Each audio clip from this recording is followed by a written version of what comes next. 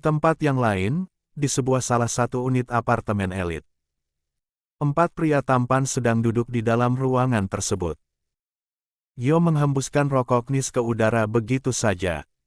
Sebuah senyum tak luntur dari bibirnya. Gimana? Udah puas? Yo menghembuskan asapnya lagi. Aku masih belum puas.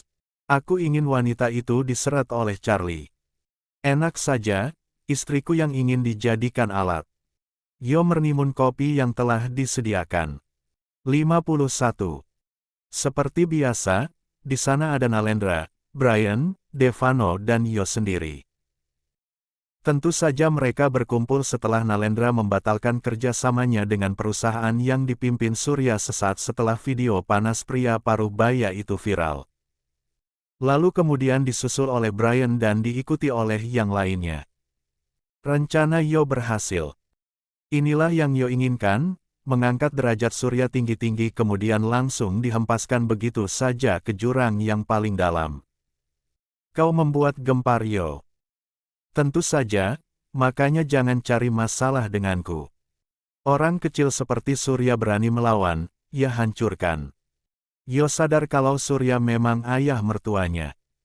Tapi kalau tidak seperti itu, Surya akan merasa tetap berada di atas dan merendahkan yang di bawah. Setelah ini Yo ingin melihat seperti apa nasib Surya dan Cecil. Makanya jangan pernah cari gara-gara dengan orang tersayangku. TBC 52. Karma itu nyata, Ina. Ketika Surya dan Cecil tengah mengalami kehancuran, berbeda dengan Ina. Sahabat dekat Tisa itu masih santai di tempat kerjanya. Padahal hari ini adalah hari yang paling ditunggu-tunggu, yaitu adalah sidang perceraian antara Ina dan Yuda. Mbak beneran gak dateng? Ina menoleh ke arah pintu, dia tersenyum senang melihat Tisa datang hari ini. Kamu kok gak bilang kalau mau ke sini? Ina beranjak, dia mengajak Tisa agar duduk di sofa. Di ruangan itu, di mana para pekerja sedang membuat hiasan untuk gaun-gaun mahal dengan harga paling tinggi. Maka dari itu, untuk di bagian ini Aira mencari orang yang memang benar-benar punya bakat dan jangan lupa yang jujur tentunya. Karena hiasan yang dipasang di gaun tersebut banyak dari berlian dan emas asli. Lagi gabut Mbak. Makanya aku kesini. Bantu-bantu boleh. Ina tersenyum. Kalau kamu minta jin ke aku ya boleh. Coba kamu izin ke Nyonya, dibolehi gak? Tisa terkekeh, baru saja dibicarakan. Aira masuk untuk melihat para pekerjanya. Loh, Kak. Kamu kesini. Kok gak bilang dulu? Kata Aira tanpa ada rasa canggung. Begitupun dengan Tisa yang tak punya rasa canggung lagi. Mungkin karena terbiasa sudah. Di rumah bosen deh. Jadi aku kesini aja. Pengen deh bantu jahit-jahit. Lia sih. Tapi kalau si Yo marah aku gak mau ikutan ya. Tisa mengangguk. Lia, tenang saja. Aira, Tisa dan Ina akhirnya turun tangan. Karena meski mereka seorang bos atau punya jabatan tinggi, bukan berarti mereka enggan membantu para pekerja ini.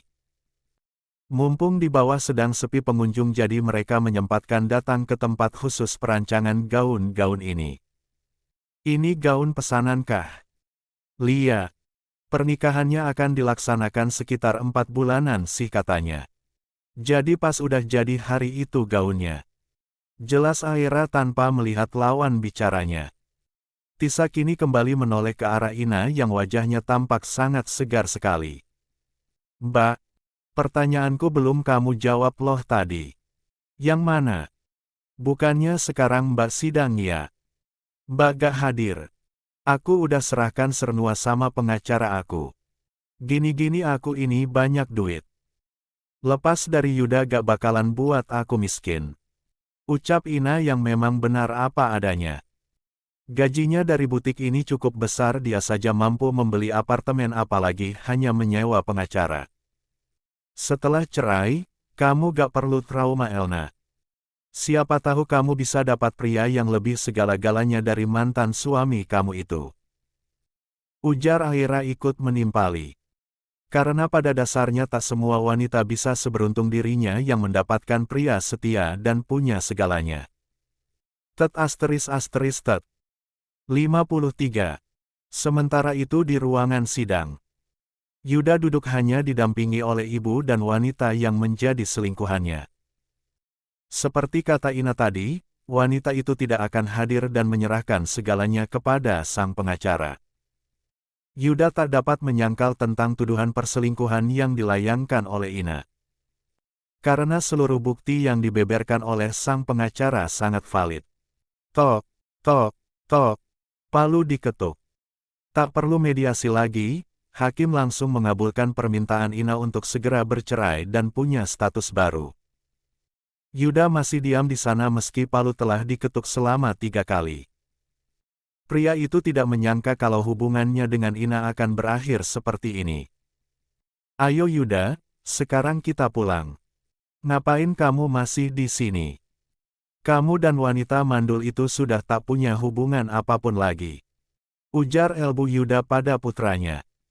Mendengar itu, sang pengacara yang hendak ingin pulang menghentikan langkahnya. Dia menoleh ke arah wanita yang mendukung putranya dalam perselingkuhan itu. Walaupun klien saya katanya mandul. Tapi dia terhormat Bu. Tidak menanggung aib seperti putramu dan wanita yang tengah hamil ini. Ibu Yuda tak mau kalah. Dia cukup tersinggung dengan ucapan pengacara Ina. Jangan sembarangan ya Anda. Menantu saya ini adalah wanita yang baik-baik. Sang pengacara hanya tersenyum saja. Tidak ada wanita yang baik-baik mau dengan suami orang. Saya tidak menyumpahi, tapi saya ingin tahu bagaimana reaksi Anda, andai suami Anda yang selingkuh. Usai mengatakan itu, pria berusia 45 tahun itu langsung pergi. Asal kamu tahu ya, suami saya itu setia. Dia tidak akan pernah selingkuh. Teriak Ibu Yuda. Mobil yang ditumpangi oleh Yuda, Ibu dan Anin telah sampai di rumah mereka. Yuk sekarang kita turun. 3 orang itu pun segera turun. Mereka menghentikan langkahnya begitu melihat mobil asing terparkir di halaman rumah mereka. Ada tamukah? Lia kali mela. Mungkin aja tamunya Papa.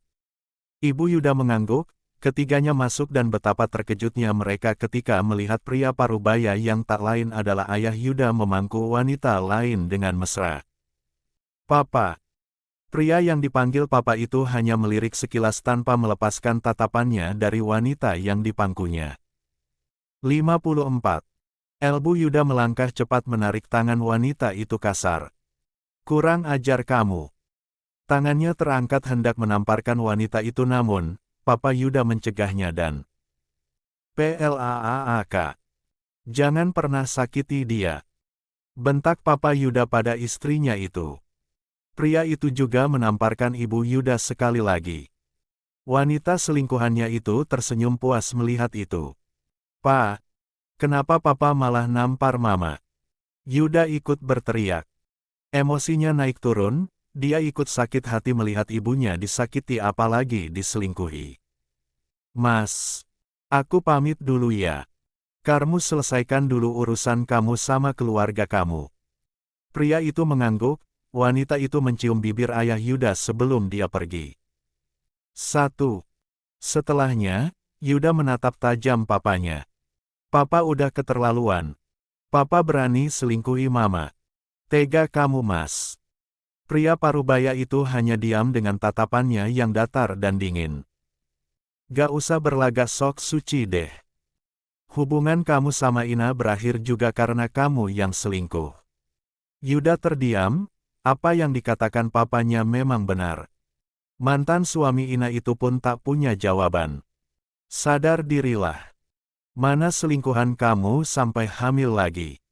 Bikin malu aja. Pria itu kemudian menatap istrinya. Dan apa kata kamu tadi? Aku tega. Lebih tega mana seorang ibu yang dukung anaknya selingkuh. Gak usah merasa paling tersakiti. Kau itu tidak pantas dipanggil ibu. Gak ada seorang ibu yang menjerumuskan anaknya apalagi didukung selingkuh. Pa, Pria itu pergi dan tak mau mendengar lagi. Aregegege. Kenapa justru malah seperti ini? TBC 55. Sadar diri. Hari-hari telah berlalu, semenjak feed nol panas Surya dan Cecil mulai tersebar. Tisa sudah tidak peduli lagi tentang bagaimana nasib papanya. Entah baik-baik saja atau justru malah sebaliknya. Tisa sudah terlanjur kecewa dengan pria yang turut ikut andil dalam kehadirannya di dunia ini. Bukan hanya pada papanya tapi juga pada mamanya. Namun mamanya masih punya sedikit hati mengingat dirinya. Wanita parubaya tersebut masih ingat kalau dia masih punya putri kandung. Mama mau pergi dari rumah ini. Ucapan itu membuat Tisa terkejut. Saat ini keduanya tengah berada di gazebo taman belakang. Ditemani dengan minuman dan juga makanan ringan. Mama mau pergi. Pergi kemana? Satu pertanyaan untuk Aryani. Wanita itu memang punya keputusan yang bulat. Akan pergi dari kediaman sang putri. Aryani menggenggam tangan Tisa dengan erat. Wanita itu menatap sang putri kandung dengan mata yang berkaca-kaca. Mama akan pulang ke tempat asal-usul Mama. Di tempat di mana Mama dilahirkan. Keputusan yang diambil oleh Aryani bukan sembarang keputusan. Tentu saja Aryani telah memikirkan jalan ini semalam. Ma, kamu tahu, rumah tangga Mama sudah hancur nak.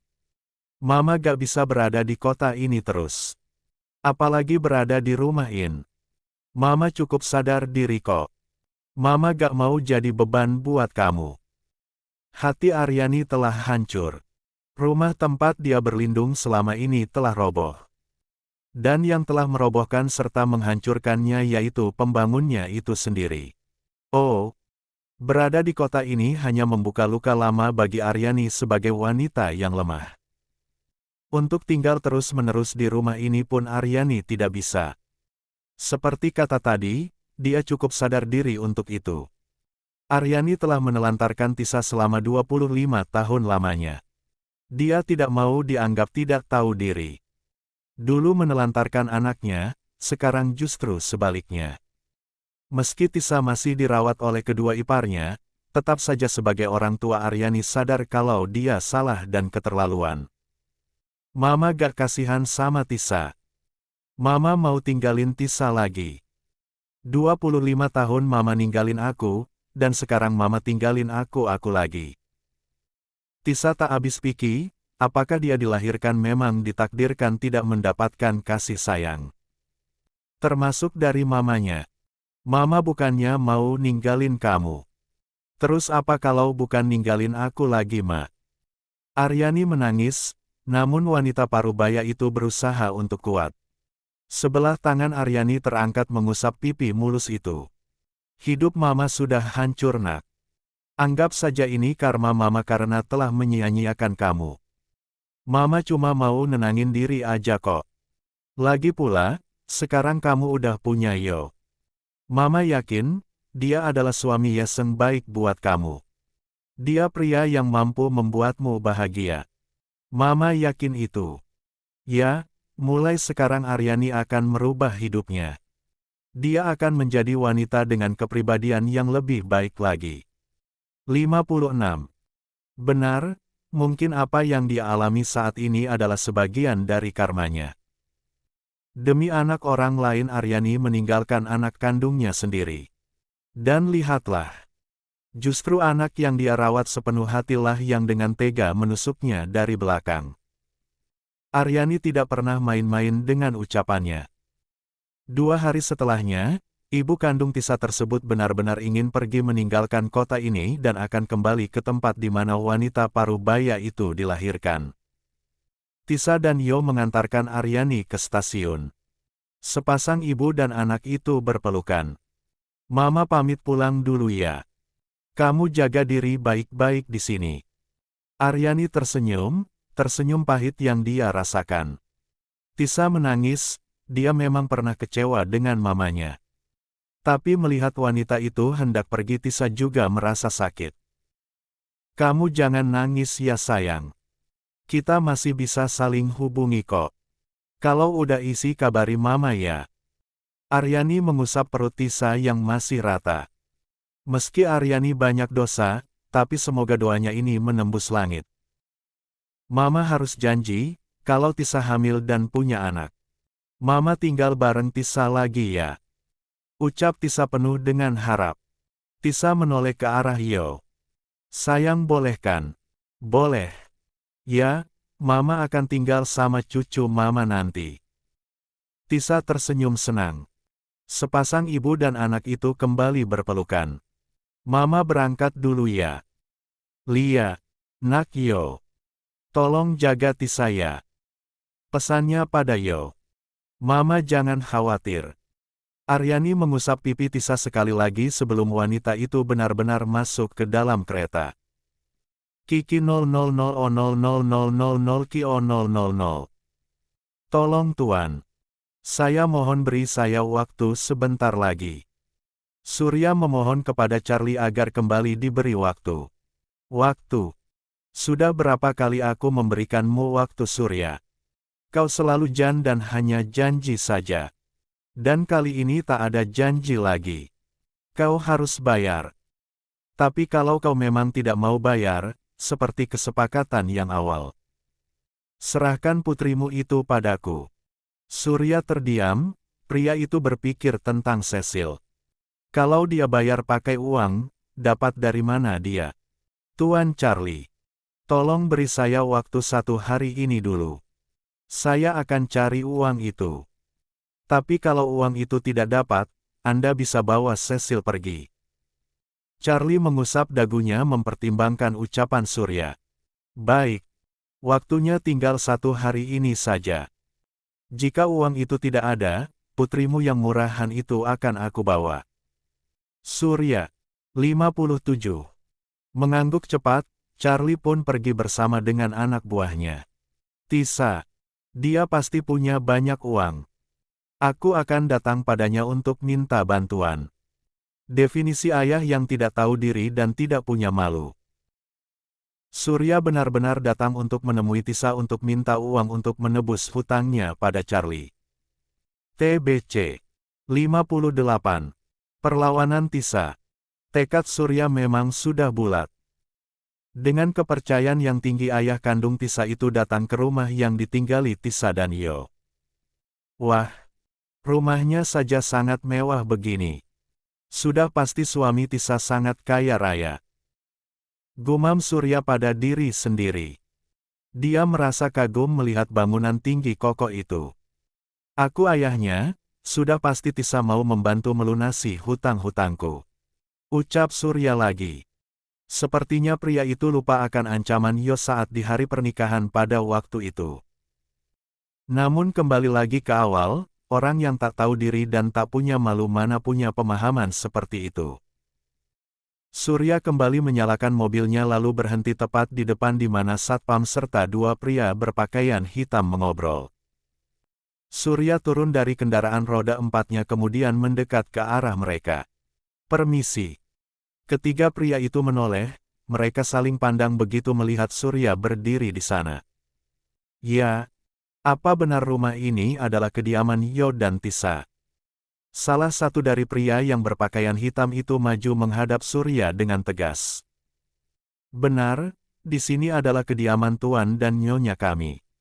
Ada perlu apa ya, Tuan ini datang dan bertanya mereka. Tanyanya depan nada datar dan dingin. Sorot matanya menajam seolah ingin mengkuliti Surya hidup-hidup. Sebelumnya perkenalkan dulu. Saya Surya. Saya adalah ayah dari istri majikan kalian. Kalau boleh tahu, Tisanya ada. Saya ayahnya ingin bertemu. Pria itu menoleh ke arah teman yang satunya seolah memberi kode. Temannya mengangguk dan segera meraih benda pipihnya. Bagaimana?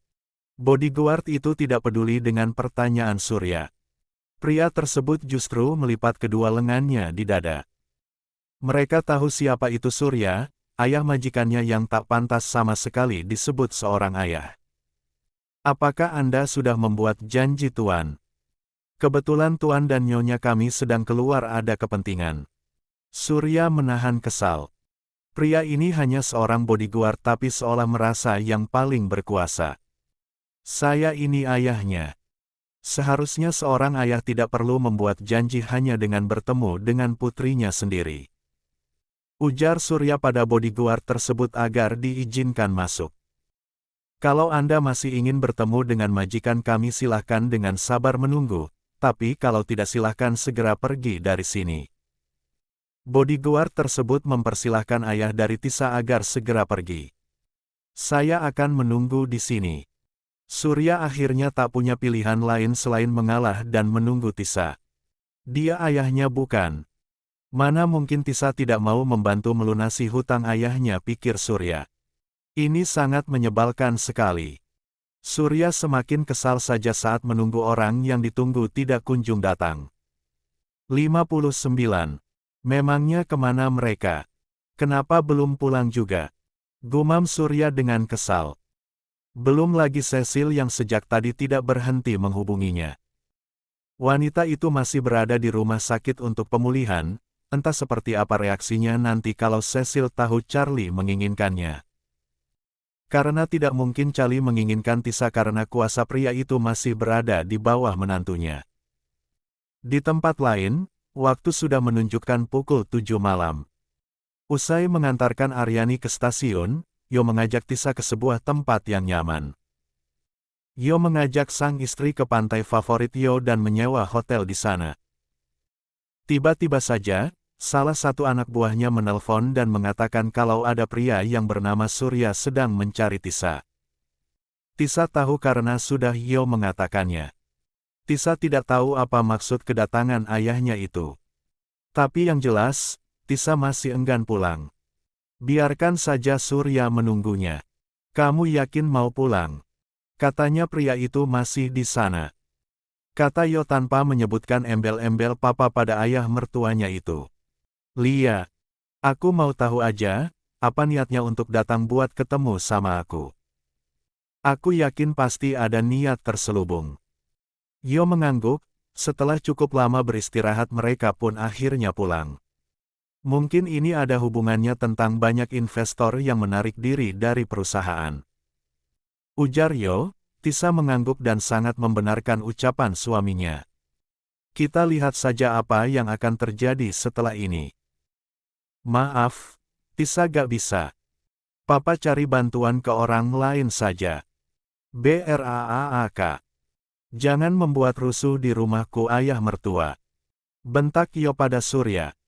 Jangan kira Yo tidak bisa emosi, istrinya hanya menolak tapi pria itu langsung menggebrak meja. Tisa, aku ini adalah ayahmu. Kalau bukan karena aku, kau tidak akan pernah lahir ke dunia ini. Tisa dengan mata yang memerah menatap tajam Surya. Sekarang aku tanya. Memang aku mau dilahirkan hasil dari benihmu. Surya terdiam, dadanya masih naik turun. Kedua tangannya terkepal. Kenapa hanya diam? Aku tanya. Andai aku bisa memilih, sumpah aku tidak akan mau lahir ke dunia ini hasil dari benihmu. Karena apa? Kau tak layak dipanggil seorang ayah. Sejak kecil, aku ditinggalkan. Kau lebih memilih merawat anak orang lain dibanding anakmu sendiri. Dari kecil hingga sedewasa sekarang bukan kau yang membesarkanku Tuan. Tapi paman dan bibikulah yang banyak berkorban. Paman dan bibi bekerja keras demi bisa menghidupi anak dari pria yang tidak tanggung jawab ini. Sedangkan kau bisa hidup enak dengan kemewahan. Melupakan aku yang notabene adalah anak kandungmu. Setelah kau menemukanku, kau justru ingin aku untuk dijadikan alat membesarkan perusahaanmu.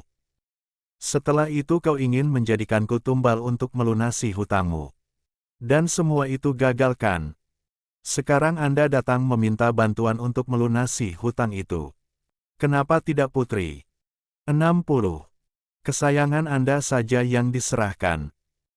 Kenapa malah datang kemari? Air mata Tisa mengalir deras. Mustahil dia tak menangis, pria ini. Yang berdiri di hadapannya ini tak pernah ikut andil dalam membesarkannya. Sepeser pun biaya tak pernah dia dapatkan dari pria yang katanya ayah kandung itu.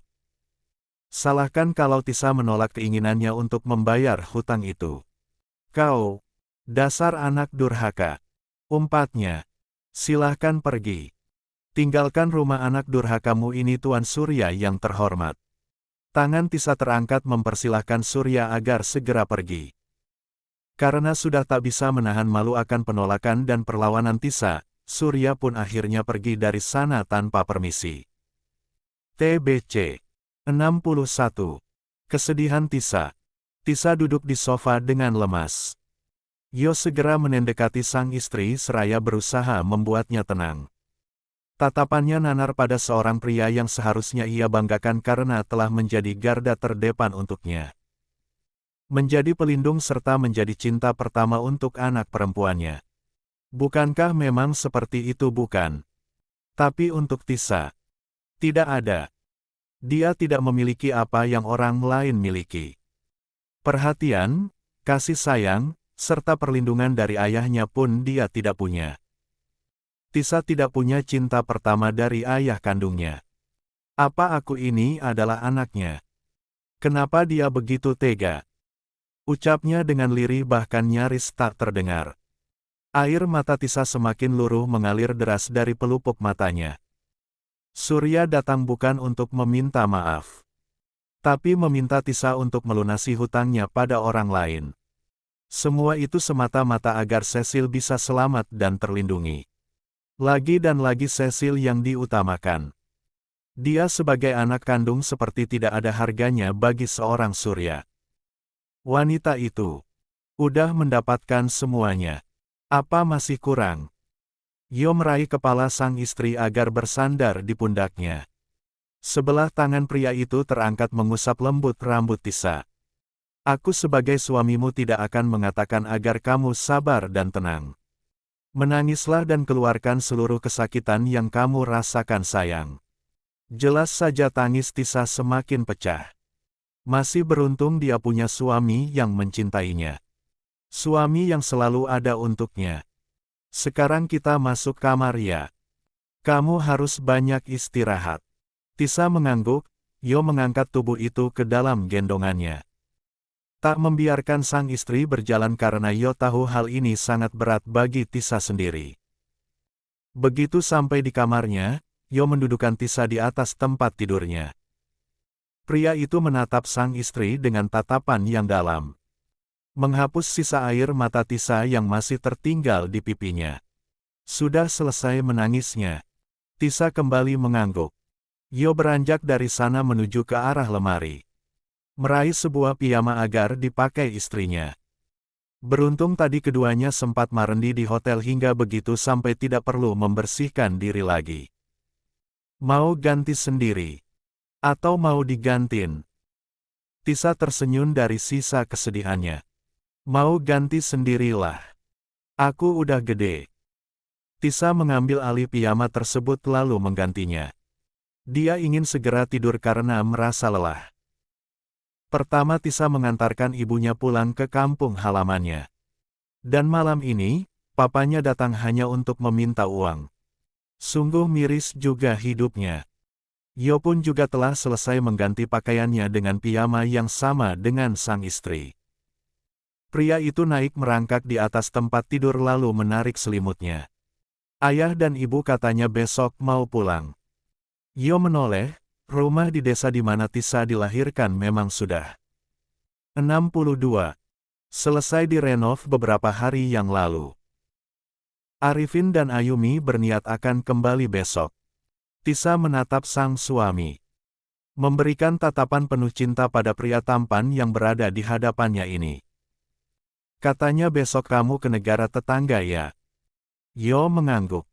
Lia, papa minta bantuan karena perusahaan di sana mengalami masalah. Jelas Yo. Boleh aku ikut ayah sama ibu pulang ke kampung halamanku? Yo cukup terkejut dengan apa yang istrinya itu katakan. Besok Yo memang hendak berangkat ke negara di mana papa dan bundanya tinggal. Tentu saja Yo berniat ingin mengajak Tisa juga. Tidak mungkin Yo meninggalkan sang istri seorang diri sini apalagi setelah didatangi si tua bangka itu. Apa? Sayang. Aku gak bakal tinggalin kamu sendiri di sini. Aku juga akan ajak kamu. Tapi aku mau ikut ayah sama Elbu. Aku kangen sama suasana di desa. Boleh ya? Nanti kalau urusan kamu di perusahaan sana udah selesai kamu bisa susul aku gimana? Yo terdiam seolah menimbang keputusan istrinya. Please. Yo menghela nafas panjang. Lama-lama dia tidak tega juga melihat tatapan melas itu. Oke. Kamu aku izinin besok untuk ikut ayah sama ibu. Tapi ingat, jangan lepas komunikasi ya. Tisa mengangguk kemudian memeluk suaminya itu. Mungkin dengan liburan ke tempat kelahirannya Tisa lebih bisa menenangkan diri. Untuk Yo, sebenarnya dia berat berpisah dengan istrinya ini. Tapi mau bagaimana lagi, melihat mata melas itu mana tega dia. Sudahlah. Yang penting Tisa bahagia itu saja. Sementara itu di rumah sakit tempat Cecil dirawat. Wanita itu sebenarnya sudah sembuh namun hanya tinggal masa pemulihan. Waktu istirahatnya harus terganggu karena kedatangan Charlie dan anak buahnya. Mereka memaksa Cecil agar ikut ke tempat pria berperut buncit itu.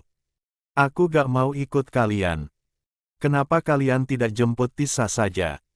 Charlie mendekati Cecil yang enggan ikut itu. PLAAK. Siapa kau bilang? Tisa. Kau ingin membuat aku hancur di tangan Tuan Yo.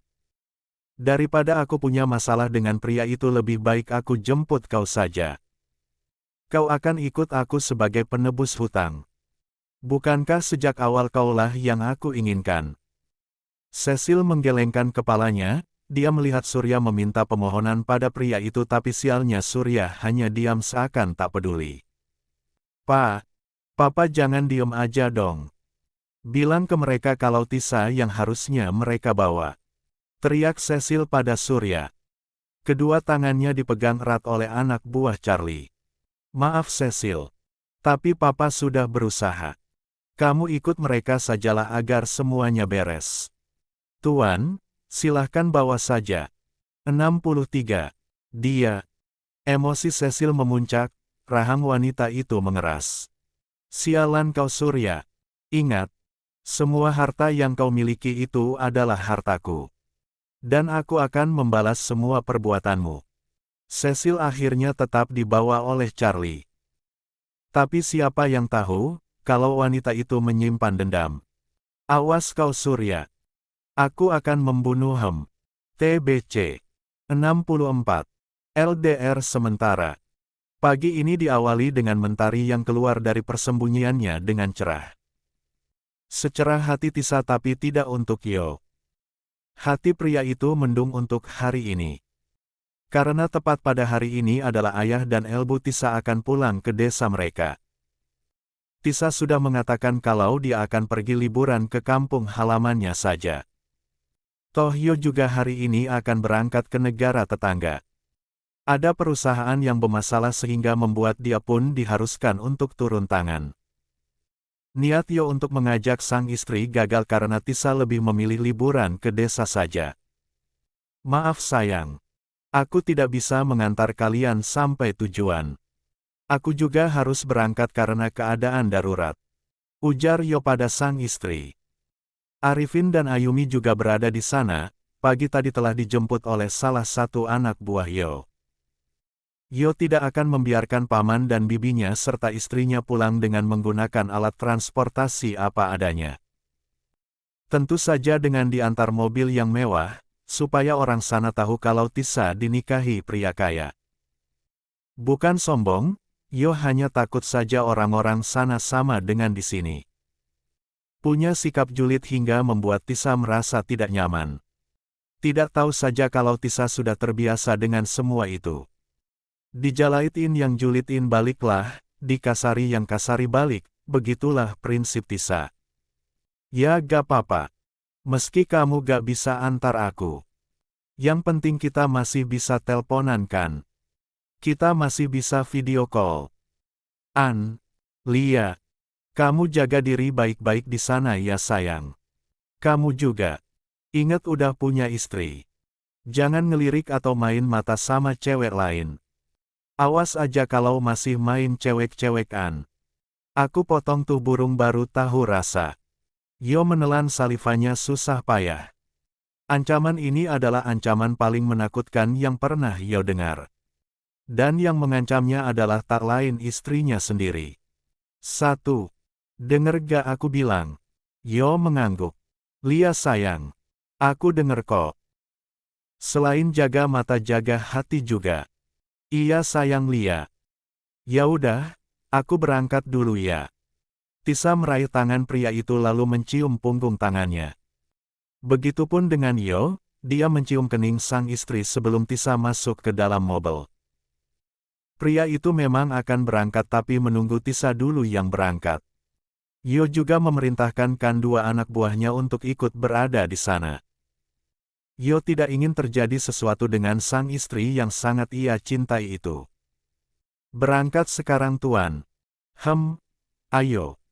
Lebih cepat lebih baik, sang supir pun segera membukakan pintu untuk sang tuan. Yo masuk ke dalam mobil untuk diantar ke tempat tujuan. Dua mobil melaju beriringan menuju di mana tempat Tisa dilahirkan. Nyatanya Yo sudah mempersiapkan 65 segalanya. Satu mobil ditumpangi Arifin dan Ayumi, dan satu mobil lainnya ada Tisa dan seorang pelayan wanita yang bernama Fitri. Fitri juga termasuk istri dari supir yang mengemudi mobil tersebut. Di kursi depan, Fitri melirik sang nyonya yang tertidur pulas di belakang. Niatnya Fitri ingin duduk di belakang menemani Tisa, sayangnya istri dari majikannya itu menolak. Tisa meminta Fitri duduk di depan bersama suaminya. Untuk Tisa, dia lebih nyaman duduk sendiri di belakang. Dederer. Dederur. Kenapa gak diangkat dek? Dari Tuan Kang. Pasti tanya nyonya. Ya udah angkat saja. Fitri pun mengangkat telepon dari Yo. Di mana istriku? Sejak tadi aku mengirim pesan dia tidak baca. Di telepon juga tidak diangkat. Maaf tuan. Nyonya lagi tidur. Saya tidak nyaman kalau membangunkannya. Jawab Fitri pada Yo di seberang. Sana. Ya sudah. Kalau dia sudah terbangun hubungi aku. Baik tuan. Fitri pun segera memutuskan panggilan tersebut. Fitri kembali melihat ke belakang di mana Tisa dengan nyamannya tidur. Mobil terus melaju dengan secara perlahan. Setelah melewati jalan aspal yang begitu mulus, dua mobil mewah itu pun mulai masuk ke dalam aspal dengan ukuran sedang. Kanan kiri sawah mulai menyambut kedatangan mereka. Wah, di desa jalannya juga di aspal ya sekarang. Lialah dek. Ini narnanya kadesnya amanah.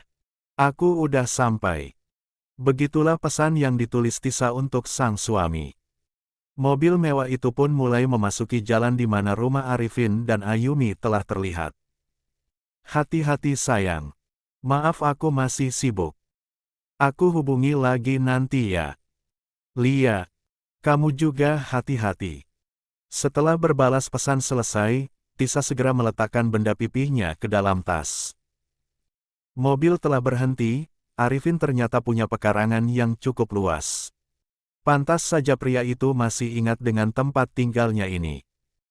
Setelah direnovasi, rumah tersebut terlihat semakin lebih besar, lebih luas dan lebih hidup tentunya. Selain itu menjadi rumah paling mewah di desa itu.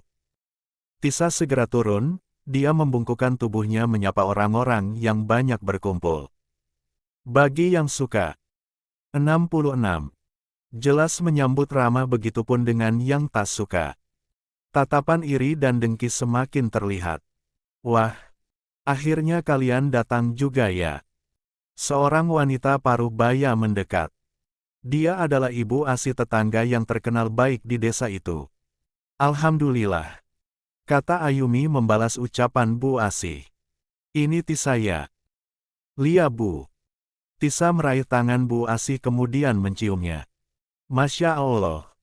Lama di kota kamu jadi semakin cantik ya. Apalagi katanya sekarang udah nikah sama pengusaha kaya raya. Pujian demi pujian Bu Asi lontarkan terhadap Tisa. Wanita itu hanya tersenyum saja. Dih, sok cantik banget sih. Ujar Yuni dengan tatapan sebalnya. Umpatan itu terdengar di telinga tajam Tisa. Istri dari Yo tersebut menghentikan langkahnya. Kau mengatakan seperti itu karena pada kenyataannya aku memang cantik kan? Kau bicara seperti itu karena kau tidak bisa seperti aku. Setelah mengatakan itu, Tisa masuk ke dalam rumah. Yuni semakin kesal saja hingga dia pun pergi tanpa mengadakan apapun. TBC 67. Kamu bukan Dilan. Begitu sampai di negara ini, Yo hanya istirahat kurang lebih 1 jam. Setelah itu, Papa Sultan langsung menghubunginya. Meminta Yo agar segera datang ke perusahaan yang sedang membutuhkannya. Masih beruntung Yo punya asisten yang selalu bisa diandalkan. Andra, saat ini pria itu juga fokus bekerja di perusahaan yang berada di tanah air. Papa Sultan mengamati wajah putranya yang terlihat sangat begitu lelah. Kalau bukan ada yang berbuat curang, pria parubaya itu tidak akan meminta putra tunggalnya ini datang. Kalau lelah, pulang saja dulu. Biar papa yang lanjutkan. Yo menggelengkan kepalanya tegas. Pekerjaan ini sangat penting. Akan lebih cepat lebih baik. Kita harus menyelesaikannya segera, Pak. Yo tidak suka bekerja dengan berbelit-belit. Yo adalah pria yang sudah terjun ke lapangan, dia harus punya sikap yang profesional. Untuk kali ini, rasa rindu dan gatal ingin segera menghubungi sang istri dia buang dulu. Yang paling penting saat ini adalah tugasnya ini terlebih dahulu. Papa tahu. Kamu sebenarnya malas untuk datang ke sini. Yo tak menjawab, dia tak ingin berdebat kali ini. Sebuah pesan masuk ke dalam ponselnya. Benda pipi itu menyala menampilkan foto cantik Tisa yang dengan sengaja istrinya itu berpose memakai kamera ponselnya. Semangat sayang. LL. Yo tak menyentuh ponselnya sama sekali. Ucapan semangat itu hanya Yo baca lewat layar saja. Setelah cukup lama, tepat pada pukul 6 sore Yo pulang ke rumahnya yang berada di sana. Kamu sudah pulang sayang. Lia Bun. Bunda Nilam tersenyum, wanita parubaya itu meletakkan jus jeruk untuk sang putra tiri. Sekarang minum dulu jusnya. Setelah ini kamu bisa mandi dan istirahat. Yo mengangguk, dia benar-benar duduk dan meminum minuman yang dibuat oleh tangan ibu sambungnya itu.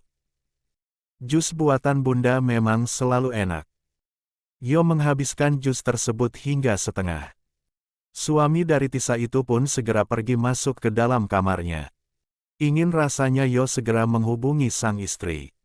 Akan tetapi lebih baik kalau dia pergi mandi saja dulu. Ponsel itu adalah penyakit, yang pasti kalau kita lari ke dia dulu kita akan lupa segalanya bahkan untuk sekedar mandi sekalipun. Butuh waktu 10 menit Yo telah menyelesaikan ritual mandinya. Usai berpakaian, santai, pria itu melihat benda pipihnya yang menyala. Senyum terbit dari bibirnya, sebuah panggilan video dari sang istri langsung diterimanya. Halo sayang. Halo. Yo meletakkan benda pipih itu di bantal. Sementara Yo kini dengan posisi terkurap. 68. Sedang apa? Sedang apa ya? Sedang apa ya? Yo terkekeh. Sedang apa? Apa kamu sedang merindukanku sekarang? Dari seberang sana Tisa tertawa. Wajahnya yang cantik sungguh membuat Yo ingin mencium wajah itu. Lihat ini. Tisa menyalakan kamera bagian belakangnya. Di mana saat ini Tisa sedang berada di depan rumahnya. Duduk santai sambil menunggu waktu maghrib. Suasana di sana cukup nyaman, Yo pun dapat merasakannya. Pantas saja istrinya itu keingin ikut liburan di sana, ternyata memang seindah itu pemandangannya. Sayang, ya, aku rindu. Sayang, ya, aku rindu. Aku juga. Kamu tahu gak? Apa yang paling berat aku rasakan hari ini? Apa memangnya? Kamu capek? Atau kamu lelah? Bukan. Apa memangnya? Yang paling berat saat ini adalah merindukanmu sayang. Kamu tahu kan, kalau rindu itu berat. Hahaha. Tisa tertawa mendengar apa yang dikatakan oleh suaminya. Ternyata suaminya ini tahu menggombal juga. Kamu itu bukan Dilan. Sejak kapan kamu bisa gombal kayak dia? Astaga. Ini bukan gombal sayang. Aku mengatakan apa yang aku rasakan saat ini. Aku udah gak sabar ingin segera pulang ke sana dan ketemu sama kamu. Tisa menatap wajah di layar itu dengan tatapan dalam. Dalam hati dia sangat senang diperlakukan seperti ini. Aku juga rindu kamu. Pengen cepat ketemu kamu, peluk kamu, cium kamu. Kamu tenang aja. Aku sedang bekerja keras di sini. Paling tidak selama 3 atau 4 hari aku di sini. Setelah itu aku akan datang untuk menemuimu. Tisa merasa terharu dengan ucapan suaminya. 69. Oh 00000000000000. Waktu di sini dan tempat di mana Yo berada kali ini selisih 1 jam. Usai melaksanakan sholat maghrib, Tisa kembali duduk di teras rumahnya. Suasana malam di sini memang terasa begitu sejuk dan nyaman sekali. Yang pasti cuacanya lebih dingin ketimbang di kota. Ini saya buatlah teh nyonya. Cuaca di sini sangat dingin, paling enak minum yang hangat-hangat. Ujar Fitri. Cuaca di desa ini memang sejuk dan dingin pastinya kalau di malam hari. Kamu betah berada di sini, Mbak? Tanya Tisa pada pelayannya itu. Lia, di sini nyaman. Bebas polusi tentunya. Jawab Fitri. Tisa masih mengobrol dengan pelayannya. Untuk Yo, Tisa abaikan dulu. Nanti bisa dilanjut di kamar saja. Itu Tisa kan. Seperti biasa, beberapa wanita seumuran Tisa lewat di depan rumahnya. Kurang afdol kalau berjalan tanpa bergibah. Benar bukan? Kapan dia datang? Tadi hampir siang. Sama suaminya. Ya enggaklah. Suaminya dia itu tua. Mana mungkin berani dia bawa ke sini. Malulah. Percuma kayak kalau tua mah. Siapa lagi yang berulah kalau bukan Yuni? Tenan Tisa yang sejak dulu memang suka julid. Mereka membicarakan nyonya. Biarkan saja. Terserahlah apa yang ingin mereka katakan tentangku. Yang penting aku bahagia. Ujar Tisa berlalu masuk ke dalam rumah karena tak nyaman dengan tatapan para wanita yang pernah menjadi temannya itu. TBC 70. Inayah dan Andra. Di saat sang bos tengah berada di luar negeri. Sang asisten yaitu Andra sedang berada di pasar malam bersama seorang wanita yang saat ini statusnya adalah seorang janda. Andra menjemput Ina di apartemennya. Namun pria itu tidak menjemput di dalam melainkan menunggu di bawah. Meski status Ina saat ini sudah sendiri. Bukan berarti Elna bebas. Masa idah wanita itu belum juga selesai. Akan tetapi hidup dalam lingkungan yang seperti ini mana peduli dengan semua itu. Ketuk palu berarti sudah cerai dan putus hubungan, beres. Kamu mau beli apa? Untuk kamu biar aku yang bayar semuanya. Ujar Andra pada Ina yang bingung. Sejak kecil Ina memang suka pergi ke acara ramai yang seperti ini.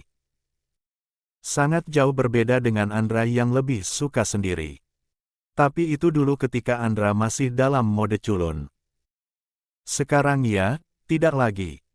Aku beli apa aja sih. Yang penting enak dimakan. Kata Ina. Meskipun dia suka ke tempat yang seperti ini bukan berarti selama ini Ina sering datang. Semenjak nikah dengan Yuda, pria itu selalu menolak jika diajak pergi. Padahal kan mereka pergi berdua saja.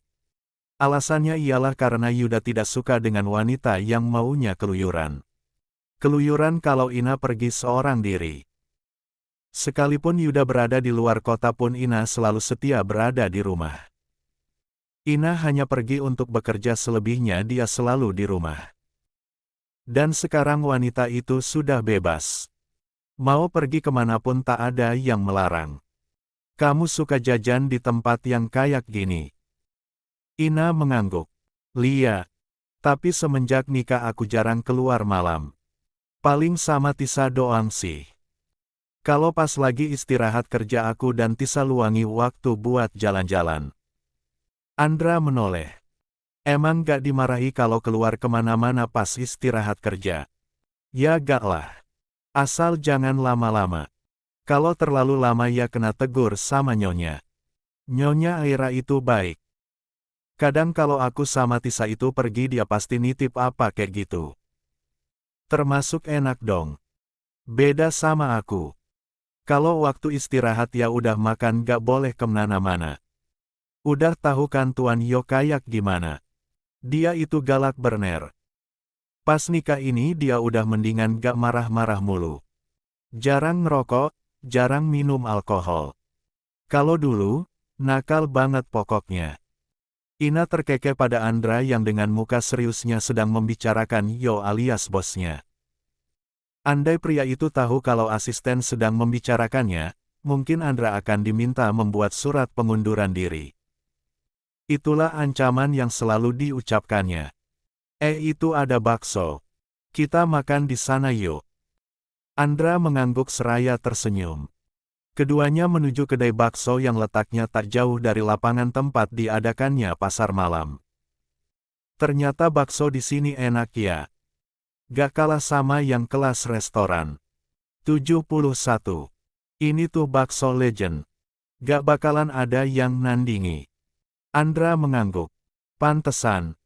Ina menatap Andra yang tampak menikmati baksonya. Andra. Ya. Selama ini kamu tinggal di mana? Andra menghentikan aksi mengurnyahnya. Aku sekarang tetap tinggal di rumah papa. Tapi papa udah gak ada dan aku tinggal sendirian sekarang. Ina terkejut. Dulu Ina memang satu kelas dengan Andra, sayangnya Ina tidak tahu seluk-beluk keluarga pria itu. Beda lagi dengan Elna yang memang anak panti asuhan. Yang tidak tahu siapa orang tuanya, kenapa dibuang pun Ina tidak tahu. Yang jelas Ina izin keluar dari panti saat dia masuk SMA. Ikut bekerja serabutan agar bisa makan dan punya tempat tinggal. Papa sama mama itu nikah tanpa restu. Mungkin karena mama anak orang berada sedangkan papa orang gak punya. Pada saat itu, mama kecelakaan. Kondisinya parah banget. Dokter bilang kalau mama diharuskan dioperasi. Tapi karena keterbatasan ekonomi papa gak punya uang sebanyak itu. Kuliah aja aku pakai beasiswa. Aku dengan keberanianku datang ke rumah kakek dan nenek. Minta uang untuk biaya mama dioperasi. Tapi mereka bilang katanya mama bukan anaknya lagi. Ya udah aku kembali ke rumah sakit. Kami gak menyerah. Papa ikut datang juga tapi ya, gimana? Papa pulang dalam keadaan babak belur hingga nyawa mama gak tertolong. Setelah kepergian mama, papa ikut sakit-sakitan. Hingga tak lama papa nyusul mama pergi. Dan pada saat itulah aku berusaha untuk bangkit dan, ya seperti inilah aku. Mendengar itu, Ina ikut sedih. Andra dengan kehidupannya tanpa orang tua nyatanya bisa bangkit bermodalkan tekad. Kamu cerita semua itu tapi gak kelihatan sedih ya. Andra terkekeh. Sedih sih iya.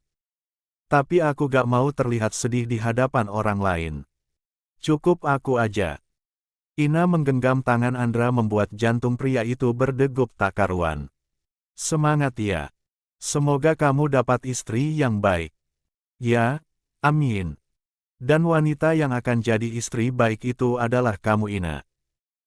Setelah sama-sama menghabiskan satu mangkuk bakso, Ina dan Andra kembali berjalan melihat-lihat wahana yang ada di sana.